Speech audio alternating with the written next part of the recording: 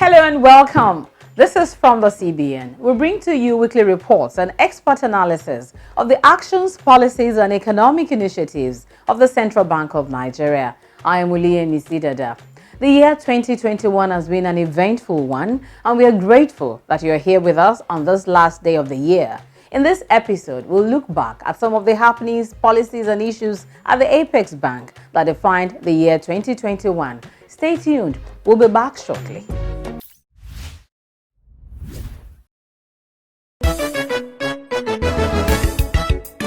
North, South, East or West, male or female, old school or millennial, rural or urban, the Naira is the same, and so is the e-Naira.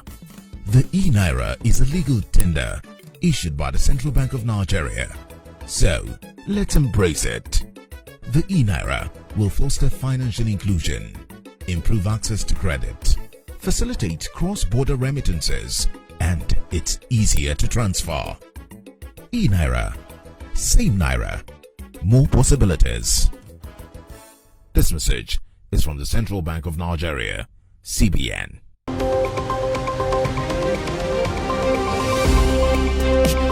Welcome back. You're watching from the CBN, and today we are recalling some of the happenings, policies and issues that shaped the year as it concerns the Apex Bank.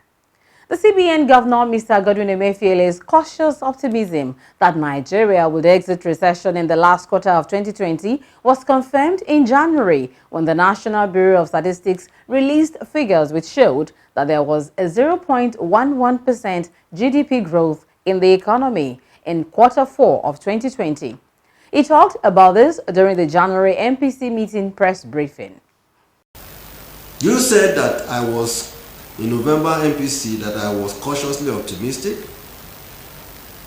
and was cautiously optimistic that that fourth quarter GDP will be positive, thereby taking Nigeria out of recession, but that I was aggressively optimistic that during the first quarter that we will exceed recession. I'm praying very seriously that my prayers should be heard, because I know that people are waiting to put my neck on the chopping board to say that I don't know my work. But let me say this, that I'm saying this out of what we've seen. Okay? The recession or the health crisis from the pandemic and the global crisis that we've seen, right, in different countries, right, and their recovery process, we've seen a V-shaped curve. That is a big shock, comes down and goes up. That's what we've seen.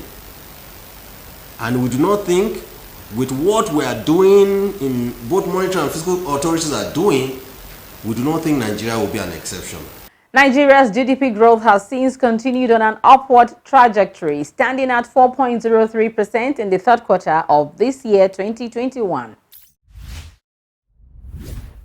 Moving on now, in February, the Central Bank of Nigeria extended the regulatory forbearance for its intervention loans by another 1 year, charging an interest rate of 5% per annum as against the 9% interest rate originally offered as part of its response to the negative impact of the COVID-19 pandemic on the economy.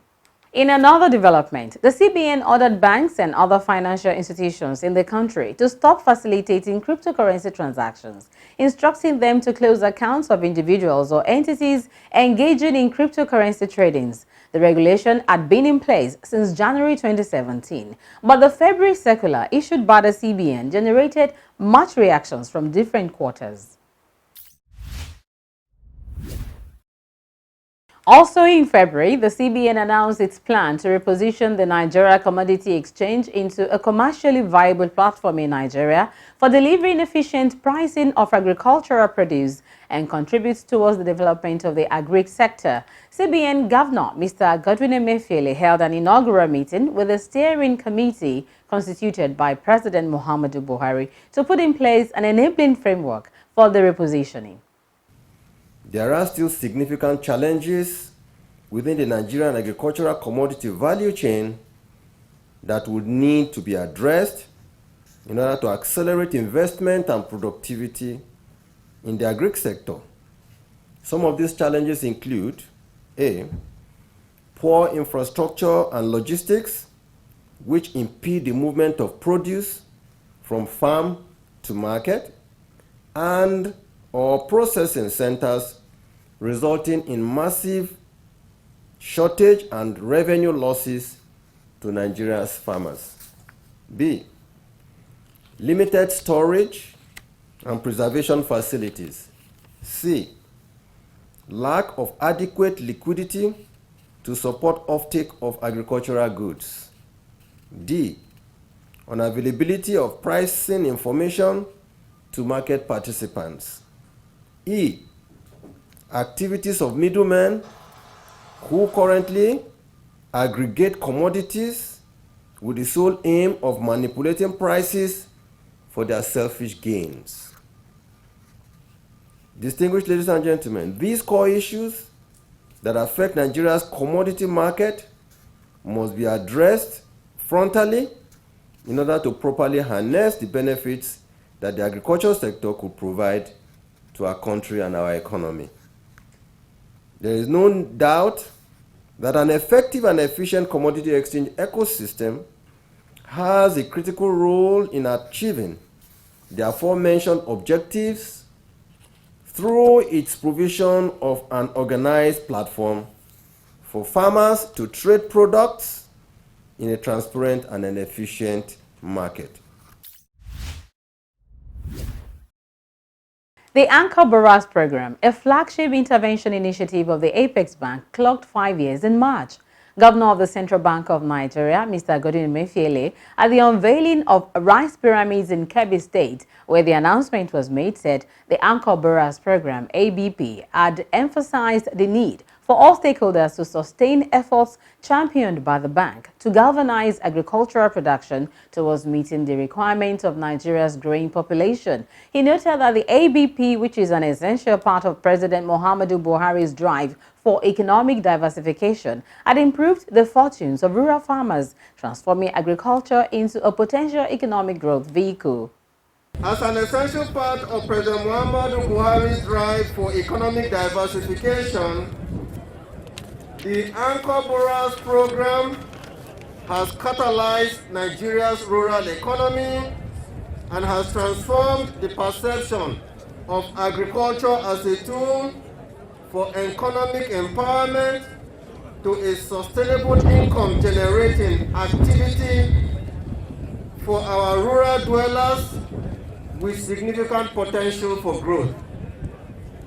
From inception till date, we have financed 2,923,937 smallholder farmers, cultivating 3,647,643 hectares of land across 21 commodities through over 23 participating financial institutions in the entire 30 states of the Federation, including the FCT.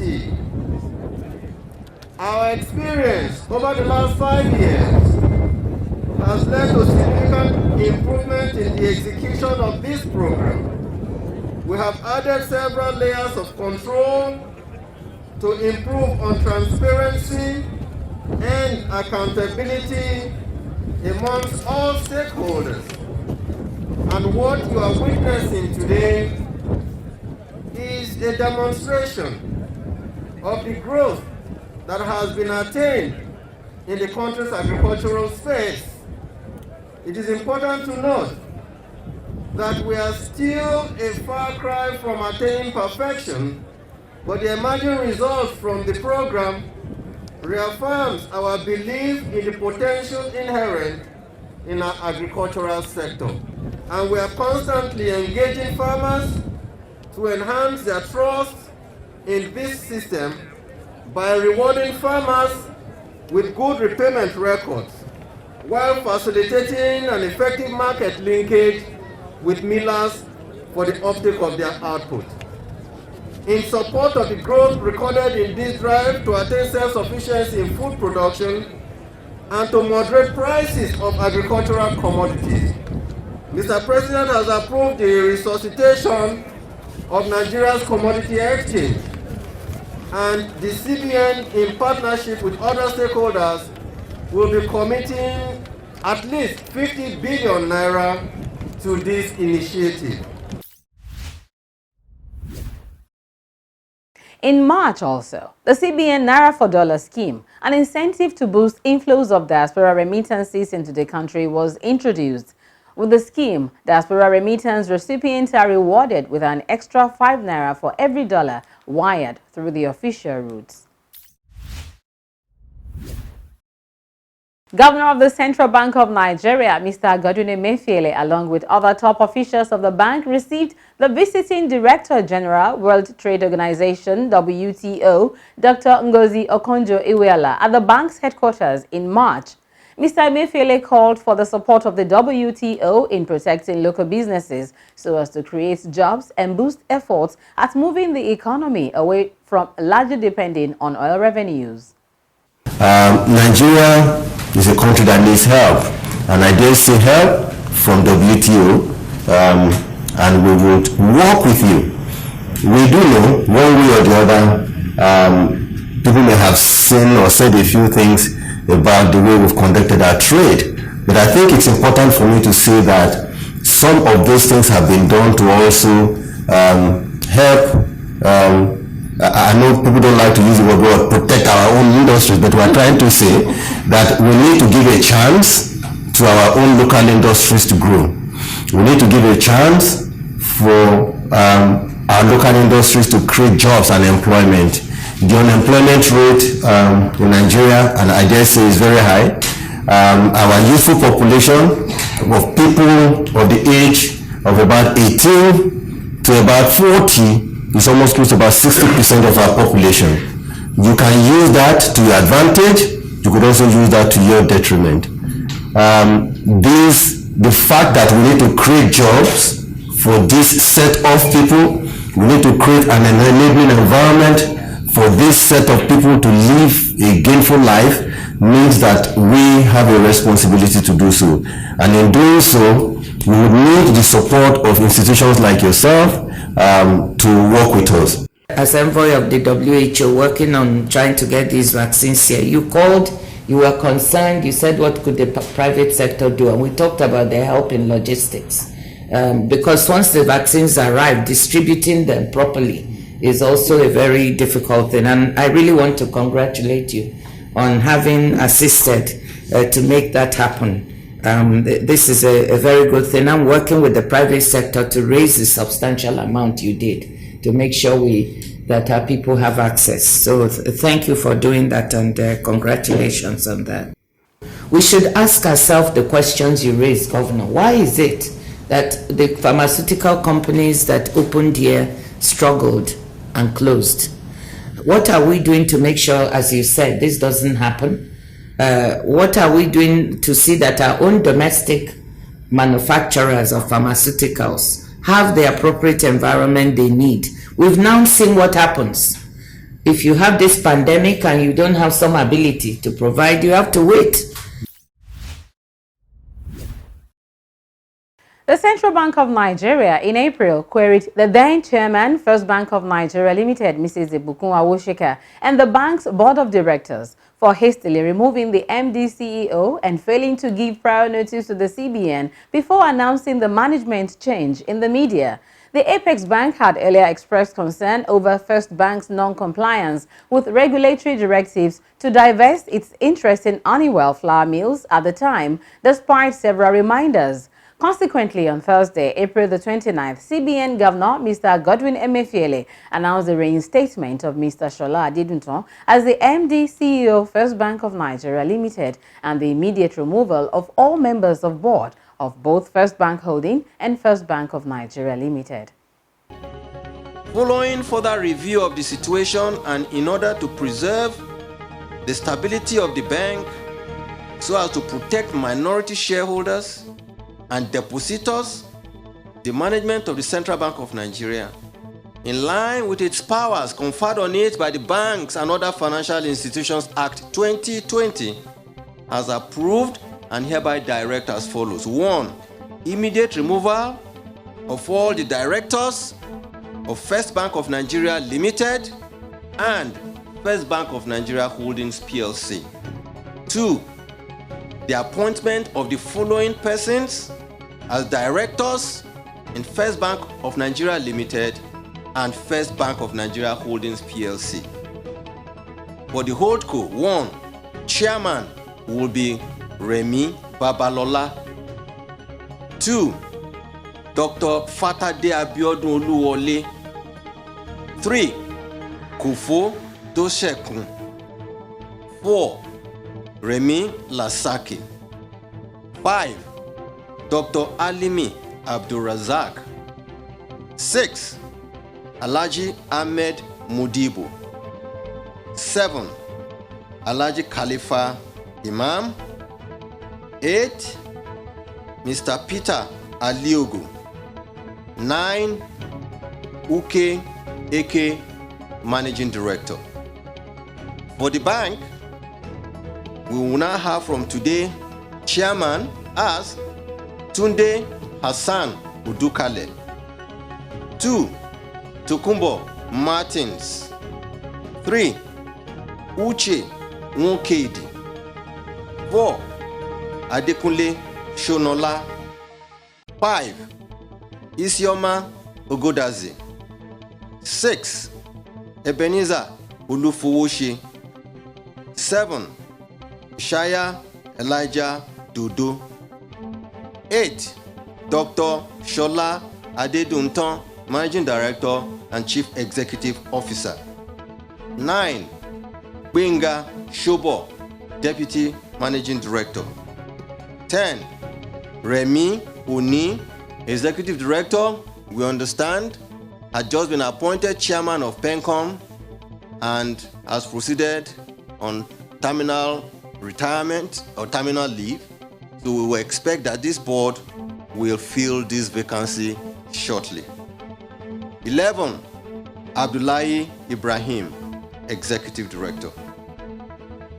The CBN hereby reassures the depositors, creditors, and other stakeholders of the bank of its commitment to ensure the stability of the financial system.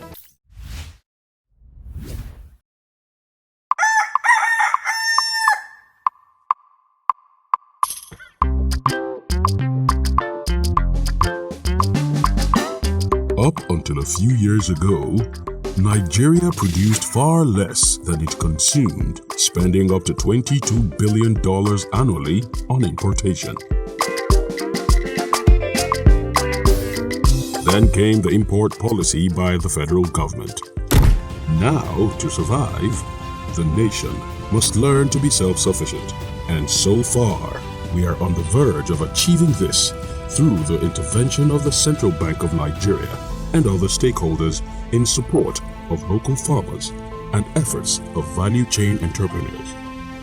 Now, the goal of creating 10 million jobs in 5 years through 10 commodities is gradually being actualized. Let's buy Nigerian to grow Nigeria. You're watching from the CBN, and today we are recalling some of the happenings, policies and issues that shaped the year as it concerns the Apex Bank.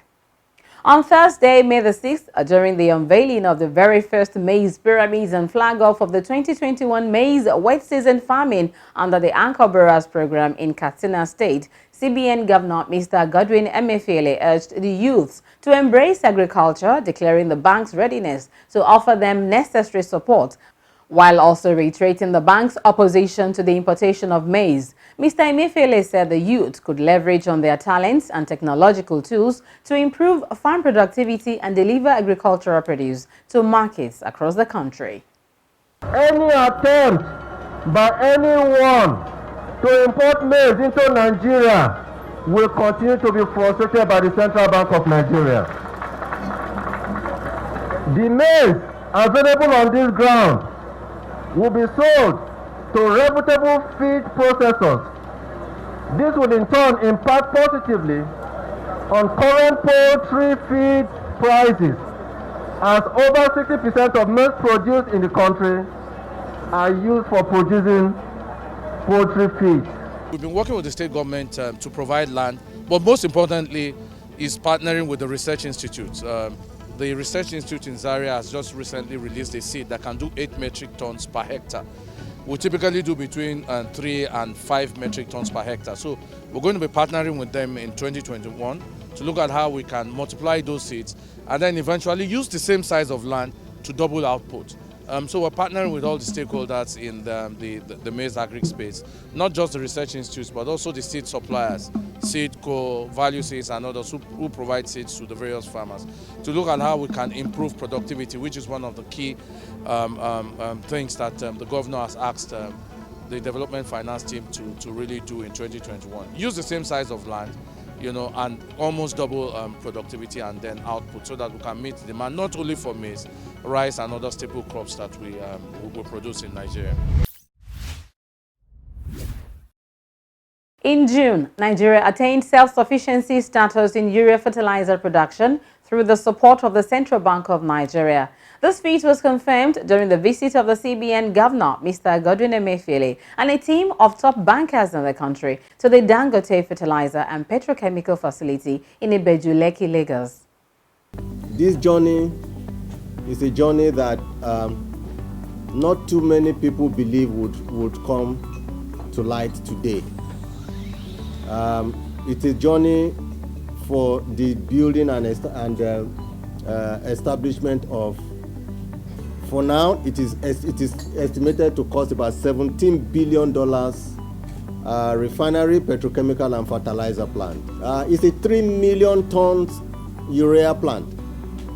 And I'm saying that by the time we add what we have, the existing capacity from Indorama, which is about 1.5 million metric tons, Notore maybe about 300 metric tons, we have close to, in Nigeria now, about 5 million metric tons capacity of urea.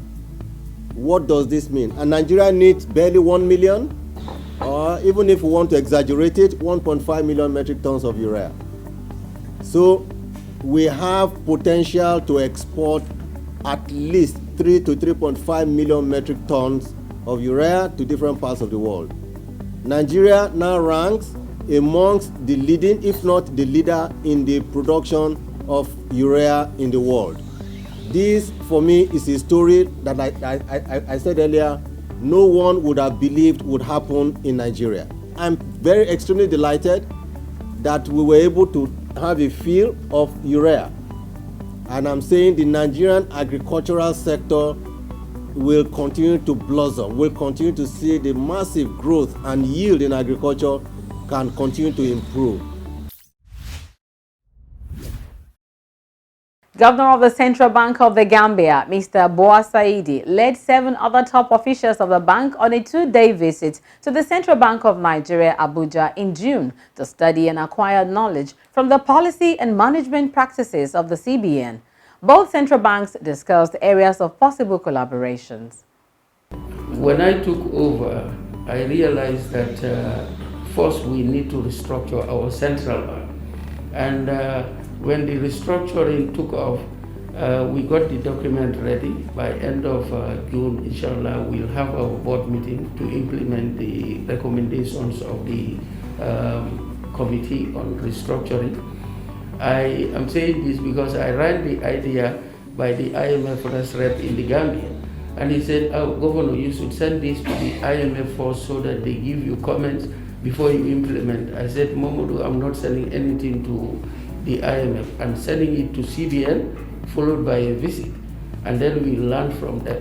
He said, no, you should send it to IMF so that when they implemented theirs, the errors they made, they can point that to you.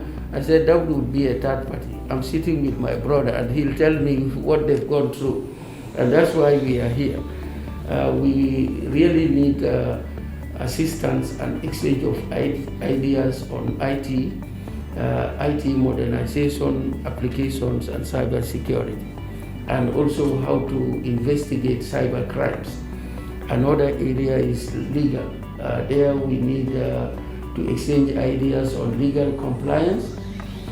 In terms of the financial sector supervision, regulation and supervision of cyber risk is an area that we are interested in.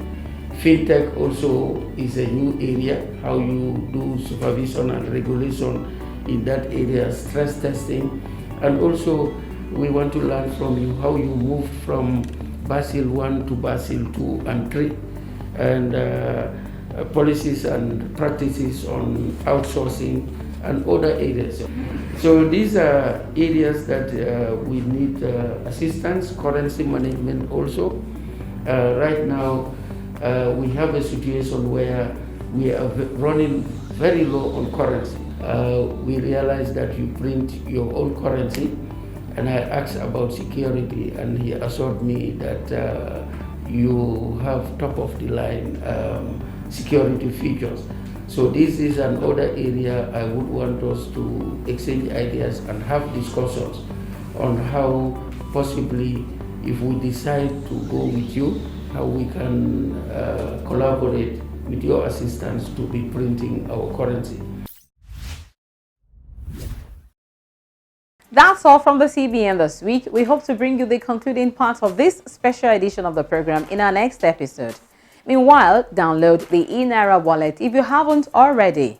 Report unresolved banking issues to the CBN Consumer Protection Department through the email address cpd@cbn.gov.ng with relevant documents. You can also call the CBN Contact Center using the phone line +234 700 2255 226. Local call rates may apply. Keep sending your comments and contributions to the email address fromthecbn@gmail.com. Follow us on social media platforms including YouTube, Facebook, and Instagram for updates and uploaded episodes of the program. We invite you to join us again next time. I am Uliye Misidada, wishing you a happy and prosperous new year.